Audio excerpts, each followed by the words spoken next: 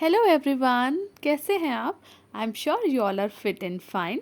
तो आज हम स्टार्ट कर रहे हैं नया chapter globalization and the Indian economy और इसके मोस्ट इम्पॉर्टेंट क्वेश्चंस की सीरीज़ को आज हम स्टार्ट करेंगे। तो चलिए फिर स्टार्ट करते हैं। Globalization and the Indian economy. सबसे पहले ग्लोबलाइजेशन होता क्या है? ग्लोबलाइजेशन मीन्स इंटरेक्शन या फिर inter relationships of different countries, जिसमें काफ़ी सारी कंट्रीज़ इन्वॉल्व होती हैं। तो उनका आपस में किस वजह से इंटरेक्शन होता है या इंटर रिलेशन होता है, उसे हम बोलते हैं ग्लोबलाइजेशन। तो फर्स्ट हमारा क्या क्वेश्चन है, what are multi national companies corporations यानी कि एमएनसीज। जैसे कि नेम ही सजेस्ट कर रहा है, मल्टी नेशनल यानी कि जिसमें बहुत सारे नेशंस इन्वॉल्व होते हैं। तो मल्टीनेशनल कॉरपोरेशंस कौन सी होती हैं? जो एक से ज़्यादा नेशंस में अपने प्रोडक्शन को या तो ओन करती हैं या फिर उस प्रोडक्शन प्रोसेस को कंट्रोल करती हैं। इसमें क्या रहता है, इन सारे नेशंस में जो गुड्स एंड सर्विसेज का प्रोडक्शन रहता है वो ग्लोबली ही रहता है। ये नहीं कि आप एक कंट्री में ही सारा प्रोडक्शन कर दोगे। तो ये एमएनसीज नहीं है। एमएनसीज मतलब जिनके जो प्रोसेसेस होते हैं वो डिफरेंट स्मॉल पार्ट्स में डिवाइड होते हैं, यानी डिफरेंट डिफरेंट नेशन को डिफरेंट डिफरेंट जो काम है वो दिए जाते हैं। और इसीलिए ये जो कंपनीज़ होती हैं ये नेशन वाइड स्प्रेड होते हैं और इसीलिए इन्हें कहा जाता है एमएनसीज यानी कि multi national corporations. Next question is what is investment. Give a few examples of investment. Investment क्या होता है? कभी कभी आपने घर में भी सुना होगा, काफ़ी बड़े लोग बात करते हैं कि हमने प्रॉपर्टी में इन्वेस्ट किया। तो इन्वेस्टमेंट का पर्पस क्या होता है? इसे यूटिलाइज करना नहीं होता। इन्वेस्टमेंट का पर्पस होता है कि आप कोई भी चीज़ ले रहे हो उसे प्रॉफिट पर्पस के लिए ले रहे हो, यानी कि जब उसे आप सेल करोगे तो आप उसे प्रॉफिट लेना चाहते हो, प्रॉफिट गेन करना चाहते हो, इसीलिए आप किसी भी चीज़ में इन्वेस्टमेंट करते हो। तो इन्वेस्टमेंट क्या है? बाइंग ऑफ एन एसेट, किसी भी एसेट को खरीदना जिसमें फैक्ट्री हो सकती है, कोई मशीन हो सकती है, कोई land, building, properties, shares, debenture, जिसका पर्पस क्या है कि आप उससे प्रॉफिट कमा सको। अगर आप कोई घर लेते हो और उसमें रह रहे हो, उसे अपने यूज़ के लिए ले रहे हो, तो वो इन्वेस्टमेंट नहीं है।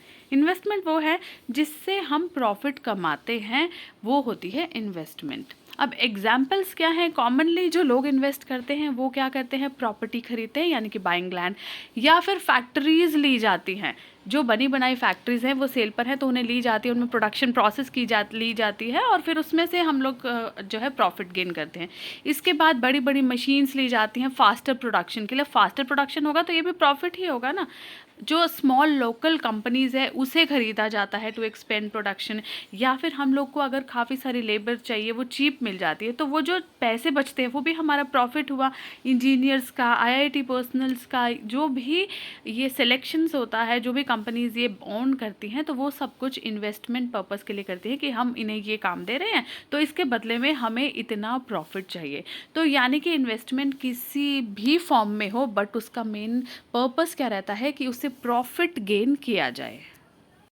Next question is in which year did the government decide to remove barriers on foreign trade and investment in India.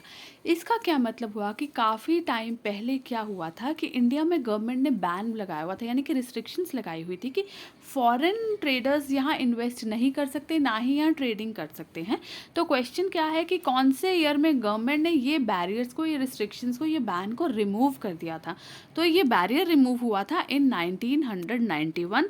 इसके बाद से उनको परमिशन मिल गई थी कि फॉरेन ट्रेडर्स यहाँ ट्रेड भी कर सकते हैं और यहाँ इन्वेस्टमेंट भी कर सकते हैं। Next one is why is tax on imports known as a trade barrier. अब ट्रेड बैरियर जो है, इंपोर्ट यानी कि कोई भी चीज़ आ रही है हमारी कंट्री में, तो जो इंपोर्ट कोई भी चीज़ आ रही है उस पर जो टैक्स लगता है उसे ट्रेड बैरियर क्यों कहा गया है? अब कोई भी चीज़ अगर हमारी कंट्री में इंपोर्ट हो रही है तो इसका मतलब उसका पहले कोई प्राइस है जो फिक्स हुआ है, बट जैसे ही वो कंट्री में आएगी तो उसके ऊपर भी टैक्स लग जाएगा। अब टैक्स लगने से क्या होगा कि उस प्रोडक्ट की कॉस्ट और ज़्यादा बढ़ जाएगी, यानी कि इंपोर्ट हुई कॉमोडिटीज़ की प्राइस इंक्रीज़ हो जाएगी।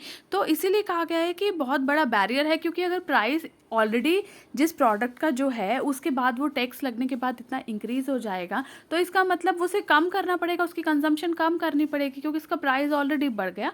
इसीलिए बोला गया है कि टैक्स जो लग रहा है इंपोर्टेड प्रोडक्ट्स पर वो ट्रेड बैरियर है, वो रिस्ट्रिक्शन है एक। Next one is which organization lays stress on liberalization of foreign trade and foreign investment. कौन सी ऐसी ऑर्गेनाइजेशन है जिसने फॉरेन ट्रेड और फॉरेन इन्वेस्टमेंट पर लिबरलाइजेशन के लिए स्ट्रेस दिया? लिबरलाइजेशन क्या होता है कि फ्री करना, यानी कि थोड़ी सी ढील देना। मतलब कि अगर हमारी कंट्री में कुछ लॉज है ना फॉरेन ट्रेड या फॉरेन इन्वेस्टमेंट को लेकर, तो उन लॉज में थोड़ी सी ढील दी जाए, थोड़ा सा उसने मतलब थोड़ा सा उन्हें कम किया जाए, इतना मुश्किलें ना पैदा की जाए फॉरेन ट्रेड के लिए। तो उस ऑर्गेनाइजेशन का नाम पूछा गया है जिसने इस चीज़ पर स्ट्रेस दिया कि भाई करना चाहिए फॉरेन ट्रेड एंड इन्वेस्टमेंट, पर थोड़ा सा तो लॉज को थोड़ा सा तो कम करो, इतना स्ट्रिक्ट नहीं होना चाहिए। तो ये कौन सी ऑर्गेनाइजेशन थी? ये है world trade organization, WTO। World trade organization ने स्ट्रेस दिया कि फॉरेन ट्रेड और इन्वेस्टमेंट पर लिबरलाइजेशन होनी चाहिए। नेक्स्ट क्वेश्चन क्या है? Give one characteristics feature of a special economic zone. Special economic zone क्या होता है? इसे हम शॉर्ट फॉर्म में SEZ भी बोलते हैं। ये वो इंडस्ट्रियल जोन्स होते हैं जहाँ पर गवर्नमेंट जो है रहने वालों को वर्ल्ड क्लास फैसिलिटीज़ देती है, जैसे कि electricity, water, road facility, transport, storage, recreational, education. मतलब ये वो जोन्स होती हैं जहाँ पर जो भी लोग रहते हैं उन्हें प्रॉपर हर चीज़ की 100% फैसिलिटीज़ दी जाती हैं। तो वो रहते हैं हमारे स्पेशल इकोनॉमिक जोन्स के अंदर। अब ये जो कंपनीज़ अपने प्रोडक्शन यूनिट को, यानी कि अपनी फैक्ट्रीज़ को वहाँ सेट करना चाहती हैं स्पेशल इकोनॉमिक जोन के अंदर, तो उनको एक सबसे बड़ा फ़ायदा क्या होता है कि इनिशियल पीरियड, यानी कि स्टार्टिंग के 5 years, initial period of 5 years, starting के 5 ईयर्स तक, जब तक वो अपना प्रोडक्शन यूनिट सेट करते हैं और उसे इस्टेब्लिश करते हैं, तब तक फर्स्ट 5 ईयर्स तक उनको टैक्स से एग्जैम्प्टेड, यानी कि उन्हें टैक्स नहीं देना पड़ता, टैक्स माफ़ होता है उनका फर्स्ट 5 ईयर्स तक। तो स्पेशल इकोनॉमिक जोन का सबसे इम्पॉर्टेंट फीचर क्या हुआ कि एक तो यहाँ पर जितने भी यहाँ पर सेटअप्स होगा, सब लोगों को ये सारी की सारी जो फैसिलिटीज़ हैं वो सब बहुत अच्छे से वर्ल्ड क्लास फैसिलिटीज़ दी जाएंगी। और दूसरा, इनिशियल पीरियड फॉर 5 ईयर्स के स्टार्टिंग में उनको किसी भी चीज़ पर किसी भी तरह का टैक्स नहीं देना पड़ेगा। नेक्स्ट क्या है? Name an important barrier on foreign trade. Foreign trade पर इम्पॉर्टेंट बैरियर कौन सा है? हमने अभी पीछे क्वेश्चन में बात की है कि टैक्स होता है जो इम्पोर्टेड प्रोडक्ट्स पर जो आ रही हैं हमारी कंट्री में, उन पर जो इतना ज़्यादा टैक्स लगा देते हैं, तो ये बहुत ही बड़ा रिस्ट्रिक्शन है, बहुत ही बड़ा बैरियर है on foreign trade. Next question is what is meant by fair globalization. Fair globalization क्या है? फेयर यानी नाम से ही पता चल रहा है, मतलब बिल्कुल सही, राइट होना चाहिए। तो फेयर ग्लोबलाइजेशन क्या हुआ? जो अपॉर्चुनिटीज़ है वो सभी के लिए सेम होनी चाहिए। एंड दूसरी बात क्या हुई कि जो भी बेनिफिट होगा उन सब चीज़ों से, वो सभी लोगों में उनके शेयर के अकॉर्डिंग उनको मिलना ही चाहिए। Fair globalization mean globalization that would create opportunities for all and ensure that its benefits are shared better. Next question is what do you understand by the term foreign direct investment? Foreign direct investment इसका short form है FDI, और नाम से ही हमें पता चल रहा है, यानी कि फॉरेन से इन्वेस्टमेंट, यानी कि फॉरेन कैपिटल का जब किसी भी दूसरी कंट्री में बाहर की कंट्री आके अपनी कैपिटल यानी अपने मनी को इकोनॉमिक एंड प्रोडक्टिव एक्टिविटीज़ के लिए इन्वेस्ट करती है। क्यों इन्वेस्ट करती है? ताकि उसकी प्रोडक्शन बढ़ सके। साथ में एक जो मेन पॉइंट रहता है वो क्या रहता है कि हमें प्रॉफिट भी होना चाहिए। जैसे कि MNCs की हमने बात की थी कि जब भी कोई फॉरेन कंट्री एक कंट्री में जाती है और वहाँ पर अपनी कैपिटल यानी कि अपनी मनी को किसी भी तरह से इकोनॉमिक एंड प्रोडक्टिव एक्टिविटीज़ में इन्वेस्ट करती है, ताकि उसे उसका प्रोडक्शन भी बढ़ सके, उसका काम भी बढ़ सके, उसका बिजनेस बढ़ सके और उससे ज़्यादा प्रॉफिट हो, तो उसे हम कहेंगे foreign direct investment. Next one is why had the Indian government put barriers to foreign trade and foreign investment after independence? State any one reason. Independence के बाद ऐसा क्या हुआ था कि इंडियन गवर्नमेंट को foreign trade and foreign investment पर barriers लगाने पड़े थे? इसका क्या रीज़न था? तो क्या रीज़न था? The Indian government after independence had put barriers to trade and investment. पहला क्या सबसे बड़ा रीज़न था कि हमारे देश में भी प्रोडक्शन का काम चलता है।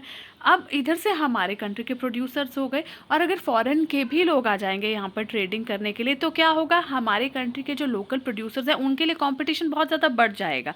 तो अपने कंट्री के प्रोड्यूसर्स को प्रोटेक्ट करने के लिए, उनके राइट्स को सेफगार्ड करने के लिए इंडिपेंडेंस के बाद गवर्नमेंट ने ये बैरियर लगा दिया था कि फॉरेन जो कंपनीज है वो यहाँ आके ट्रेड नहीं कर सकती। सेकंड क्या रीज़न था, कि हम इंडियन इकोनॉमी को बचा सके फ्रॉम फॉरेन इन्फिल्ट्रेशन। यानी कि क्या होगा, अगर फॉरेन की कंपनीज आएगी, वो यहाँ पर बिजनेस करेंगी, वो यहाँ से जितना भी अर्निंग होगा उनकी, वो सारी अपनी कंट्रीज़ में ले जाएंगे। यानी कि हमारी इकोनॉमिक ग्रोथ पे बहुत ज़्यादा नेगेटिव इफेक्ट होगा। क्यों होगा, क्योंकि हमने जितनी प्लानिंग की होती है हर फाइनेंशियल ईयर में कि हमारी इकोनॉमिक ग्रोथ को हमने इतने % GDP बढ़ानी है, वो नहीं हो पाएगी ना, क्योंकि फॉरेन कंपनीज आएंगी, वो अपना काम करेंगी और अपना प्रॉफिट उठा के अपनी कंट्री में ले जाएंगी। तो ये दोनों रीजंस जो थे मेन थे, जिसकी वजह से आफ्टर इंडिपेंडेंस गवर्नमेंट ने ये डिसाइड किया कि बाहर की कंट्री से foreign trade and foreign investment नहीं किया जा सकता। तो स्टूडेंट्स, ये सेशन हम यहीं ख़त्म करते हैं, इसी चैप्टर के ग्लोबलाइजेशन एंड इंडियन इकोनॉमी। इस चैप्टर के और भी ज़्यादा इंपॉर्टेंट क्वेश्चंस हैं जो हम नेक्स्ट सेशन में कवर करेंगे, नहीं तो वीडियो बहुत ज़्यादा लंबा हो जाएगा। आपको मेरा वीडियो अच्छा लगा हो तो लाइक एंड शेयर ज़रूर कीजिए, और जो फर्स्ट टाइम मेरे चैनल को विजिट कर रहे हैं उसे सब्सक्राइब ज़रूर कीजिए। चलिए मिलते हैं नेक्स्ट सेशन में। Thank you.